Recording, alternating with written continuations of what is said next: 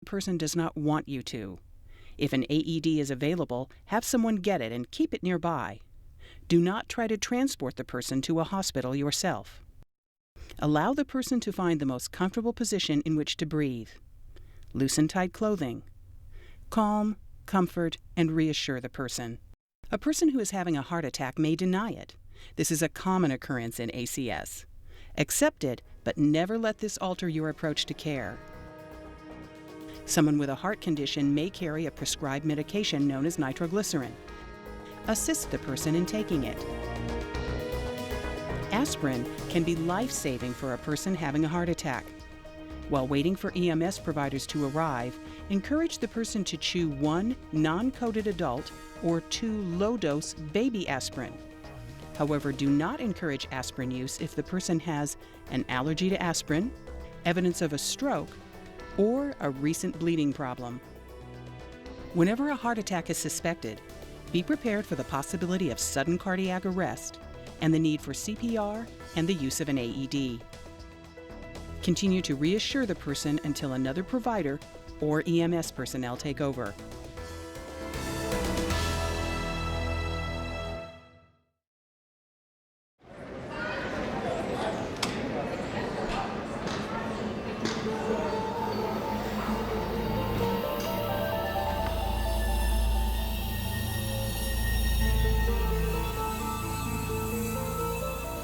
Looks like our baggage didn't make the connecting flight. How you doing? Awful. It's really starting to hurt. Sorry I'm late. Melissa, are you okay? No. Severe abdominal pain can be a warning sign of serious illness, especially if it appears suddenly or is a new experience for the patient. Call for help. There's phones over by the restroom. Sure, I'll be We need right back. EMS. There are a number of important organs in the abdomen. Depending on the body systems involved, many serious problems can occur and cause pain. Early recognition and rapid transport to a hospital may help to prevent the development of a life-threatening condition. A person complaining of severe abdominal pain will typically try to find a position of comfort to relieve the pain. The abdomen may be rigid and tender to the touch. The person may become nauseated and vomit. The person may describe a recent blunt blow to the abdomen or may be pregnant. Activate EMS. Allow the person to find the most comfortable position possible. Reassure the person and keep her as calm as possible. Do not give anything to eat or drink. Reassess regularly until another provider or EMS personnel take over.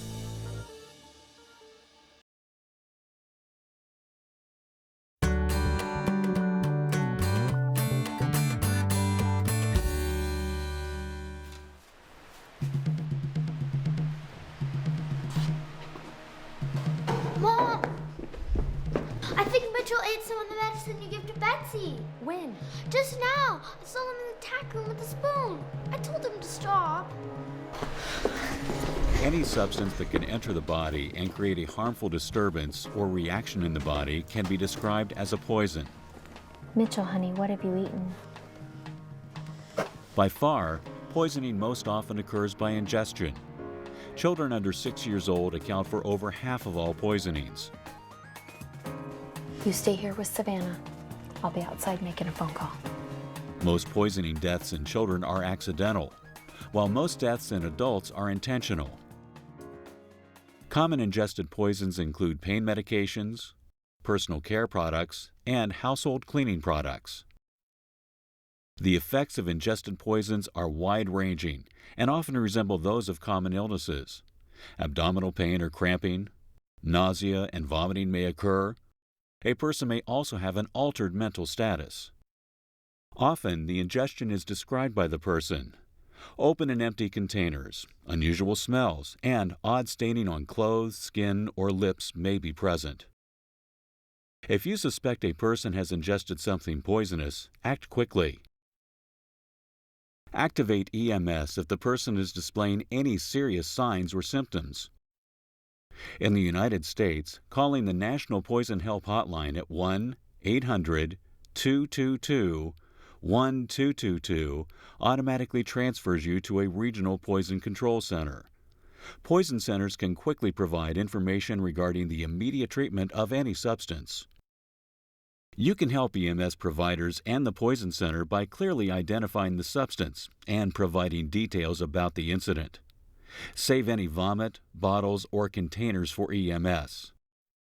Do not induce vomiting or give water, milk, activated charcoal, or syrup of ipecac to the person unless you were advised to do so by the Poison Control Center or EMS. Keep the person still. Calm, comfort, and reassure. Reassess the person regularly until another provider or EMS personnel take over.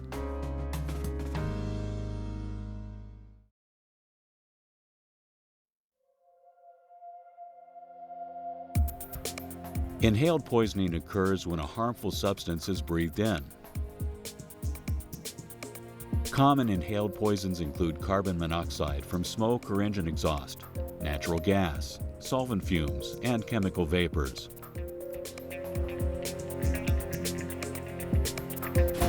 Ricky, are you in here? Yeah. A person may complain of a headache, nausea, dizziness, and difficulty breathing. An altered mental status can occur. That's making my eyes water. I think one of the cans got busted. I've been trying to find it. Ricky, you need to get out of here. Come on. Yeah, okay.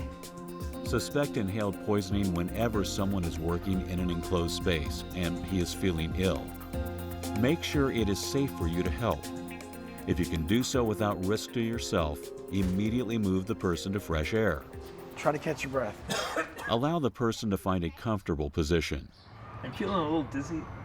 It's hard to breathe still. Activate EMS if the person is displaying any serious signs or symptoms.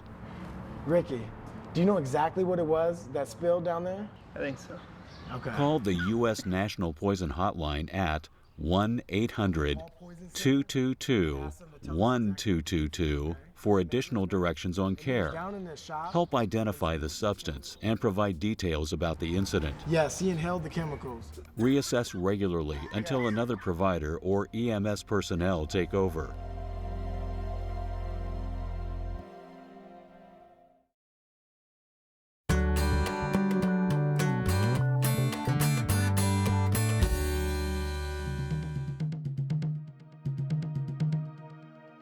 Heat-related problems occur when the body's normal temperature-reducing mechanisms get overwhelmed, especially during vigorous physical activity, and become inefficient or stop working.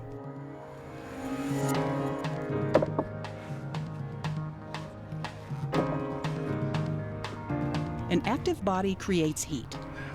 Hey, are you okay? When it is exposed to hot, humid temperatures, sweating occurs to evaporate and cool the body. Heat exhaustion can develop from the combination of an increased internal temperature and the excessive loss of fluids to the environment, typically from sweating. Signs include heavy sweating and pale, cool skin. The person may become nauseated and vomit. He may complain of a headache or dizziness and feel weak. Although it may not appear serious, treat suspected heat exhaustion without delay. Without immediate treatment, it could progress to heat stroke, a life-threatening condition. Stop the person from activity and move him to a cooler place. Loosen or remove excess clothing. Have the person lie down and raise the legs 6 to 12 inches. Spray water or apply cool, wet cloths to head and torso. Use a fan to speed evaporation. Encourage the person to drink cool fluids, preferably a sports drink with carbohydrates and electrolytes. If the person does not improve or seems to get worse, activate EMS.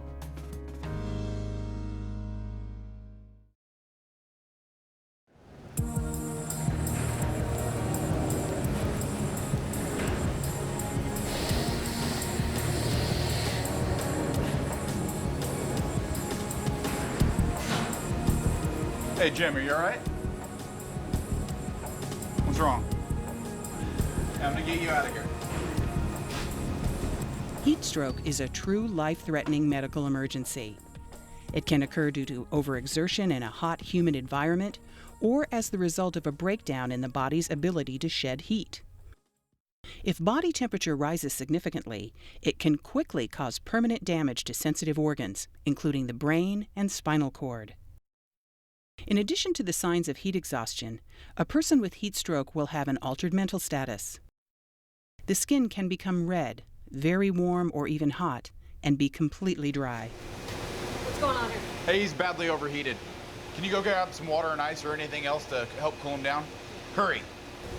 Heavy sweating could be present, especially when exertion is the cause. The person may collapse and have a seizure. Activate EMS immediately.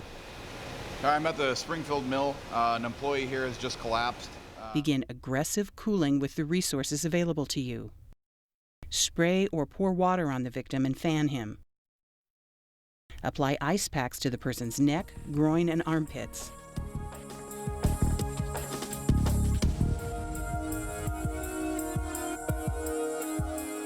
Cover the victim with a wet sheet. The best method, when possible, is to immerse the person in cool water up to his neck. Provide continuous cooling until EMS arrives. With early recognition and immediate cooling, the survival rate approaches 90%.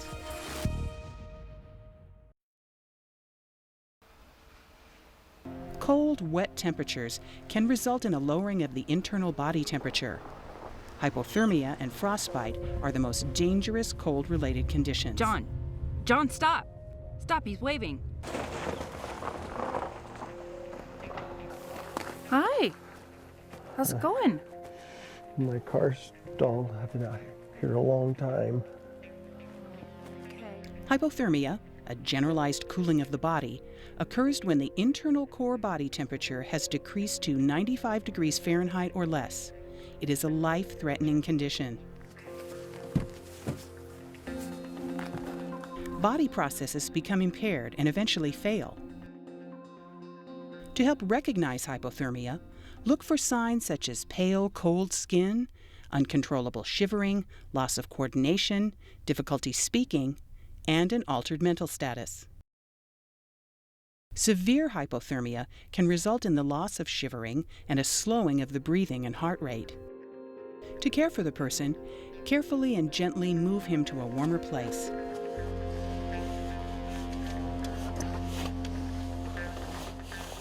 Remove wet clothing and cover him with something dry and warm. Cover his head and neck to retain body heat. If available, activate EMS and get an AED if one is available. Be prepared to perform CPR and use the AED. If you are far from professional medical care, begin actively rewarming the person. Remove wet clothing. Place him near a heat source. Containers of warm but not hot water in contact with the person's skin. It is best to recognize and treat hypothermia early. The chance for survival decreases as the condition progresses.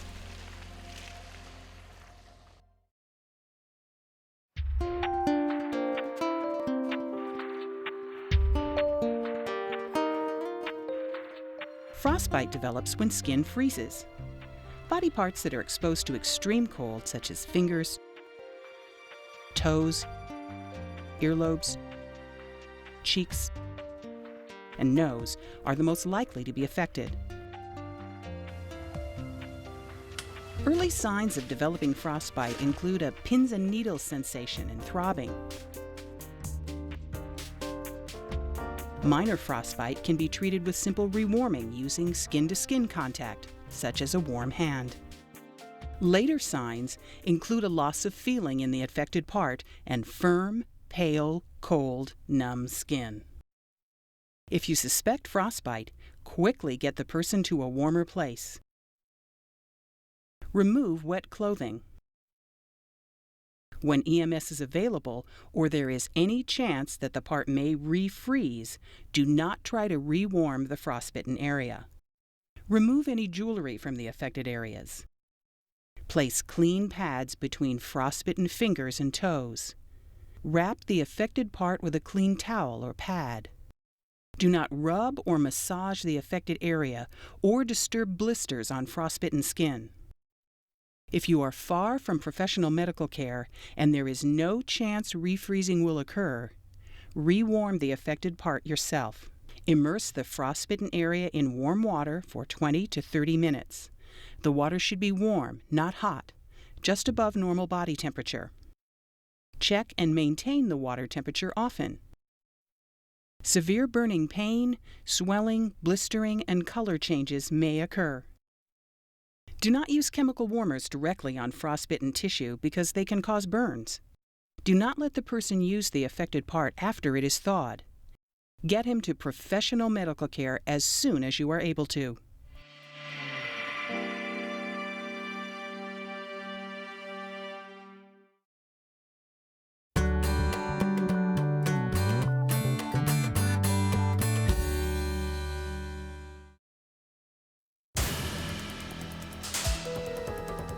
It is best not to move an ill or injured person unless he is clearly endangered or he requires life-supporting care. The greatest concern in moving a seriously injured person is the chance of making a spinal injury worse. If you decide it is necessary to move someone, the most effective move to use is a drag. When using a drag, pull in the direction of the long axis of the body to keep the spine in line. Never pull on a person's head or pull a person's body sideways. Common drags include the extremity drag, performed by grasping and pulling on the ankles or forearms, the clothing drag, performed by pulling on a person's shirt in the neck and shoulder area, and the blanket drag, performed by rolling a person onto a blanket and dragging the blanket. When moving someone, use your legs, not your back, and keep him as close to your body as possible. Avoid twisting. Vehicle fires and traffic crashes are relatively rare. Bystanders have dragged injured people from vehicles in the mistaken belief that the vehicle will catch fire and explode. Moving a person when it is not necessary can make injuries worse. Avoid moving an injured person from a damaged vehicle unless you believe his or her life is clearly in danger.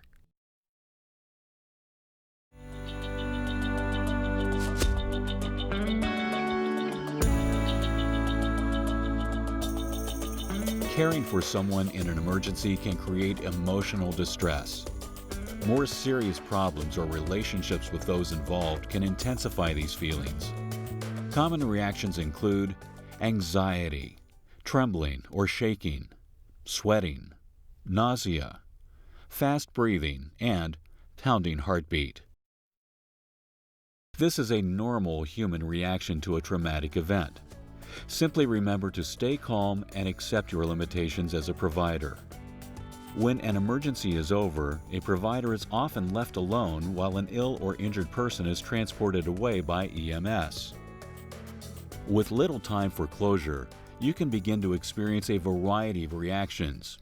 These include feeling abandoned or helpless, recalling the event over and over, self-doubt about not doing enough, difficulty concentrating, heaviness in the chest, upset stomach or diarrhea, and difficulty sleeping or nightmares. It is important to understand that these feelings are normal and should pass with time. However, there are actions you can take to help cope with and work through the difficulty. Informally speak to someone you trust to listen without judgment, such as a family member, friend, or coworker. Get back to a normal routine as soon as possible. Accept that it will take time to resolve these emotions. If unpleasant feelings persist, formal assistance from a professional counselor may be helpful as you work through your emotions about the event.